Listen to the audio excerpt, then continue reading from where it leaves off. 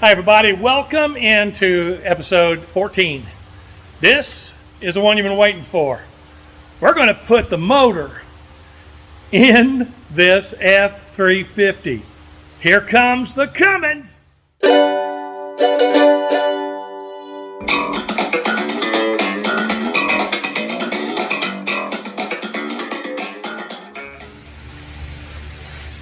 Whew.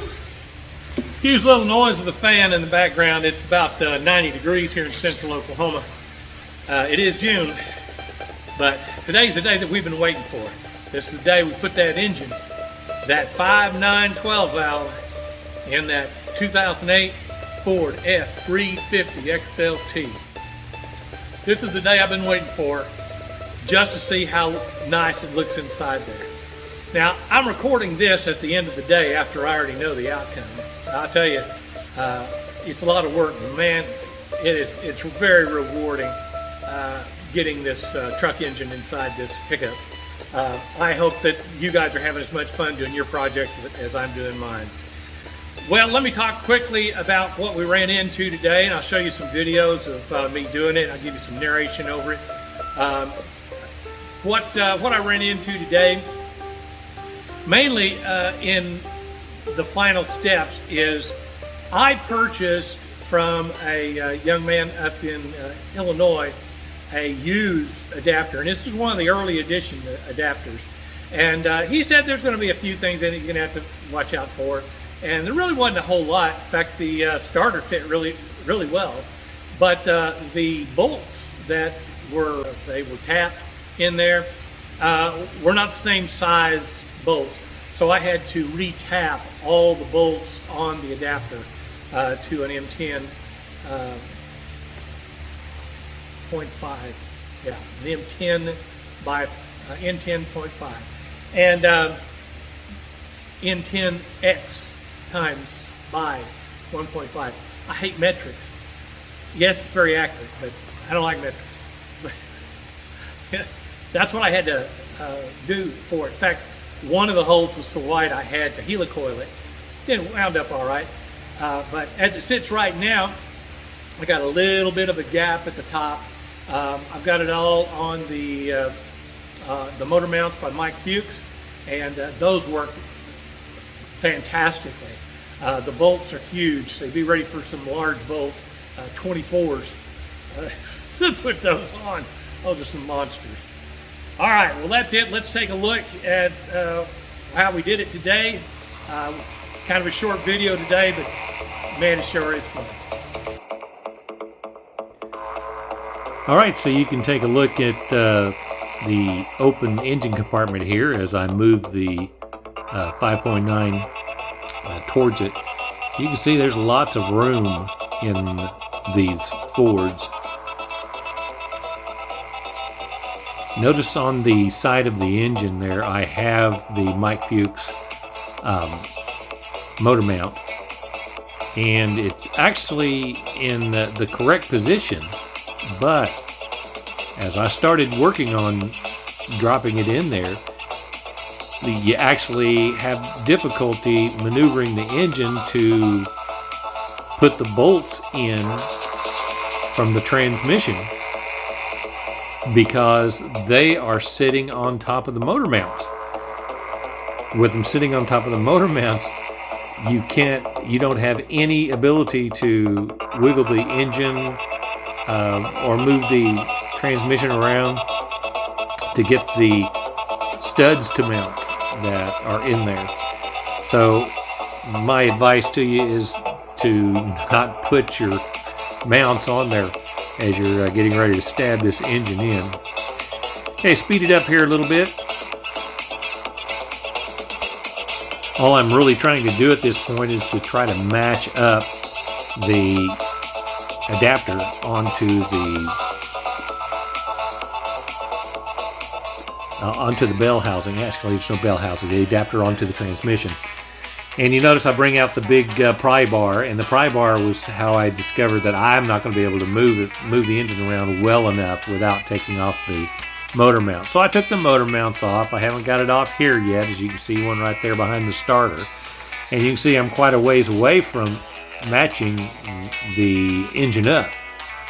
Also notice right there where I pointed at, yeah, that's the bolt that has to go into the flex plate, and it was sitting off center. And so when I pulled these things together, I had to actually reach back there with a small, thin screwdriver and move the torque converter around a little bit so I can match up those holes. All right, we're slowed back down here just now, and notice we're getting real close to making it match up. Just kind of showing you the sides of the engine there, show you how much room there is. There's quite a bit of room still. And now I'm directly underneath the transmission right here, and I'm going to give you a look, and you can see that you cannot see the screws in there. So I made a mistake right there, and so I wound up, like I said, taking a very thin screwdriver and pushing the torque converter around so I could match it up. And once they matched up, then we went ahead and screwed some bolts in, and they came through just fine. Everything worked really well. Gonna look up the side from the bottom here. You can see the oil pan there at the lower left side of that small square visual that we have right here. Sorry, this just came off my cell phone here, so it doesn't have quite as wide a view for you. But you can see the lift pump right there, and the dipstick that I made that seems to be working pretty good. But now I'm going to start having to move things around so that I can get that little gap right there. You see it? Yeah, I got to get that gap covered in here. So at the end of the day, I got it in there, got the motor mounts screwed in. They're all attached, and I wanted to jump in here real quick and show you how much room you have and how the motor mounts just look beautiful on the side of this engine. Still a little bit of grease in there, but it's where it is right there. I'll be able to wash it off once I get the truck running and get it to the truck stop. To the car wash. Here you go. You can see how much clearance we have at the bottom. Here's the passenger side motor mount. That's the turbo just above it. Those are hydraulic lines that are right there, and we're going to move those hydraulic lines around to make it a little bit easier to get into the cooler. Now you can see there's the exhaust back there and how the downpipe is going to match up pretty nice. So here's a final look at what we've got today. Just take a little look around here to see what you like. It's really been pretty nice.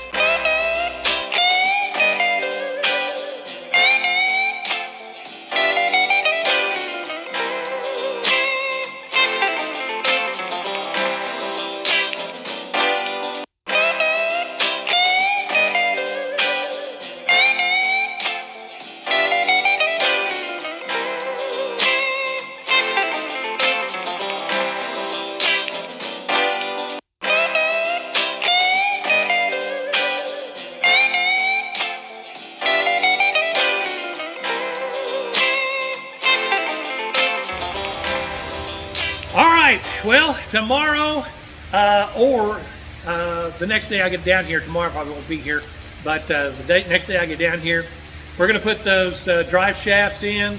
We're going to put the bolts in the flywheel, the flex plate to the torque converter, drive shafts, and it should be set to start all the plumbing.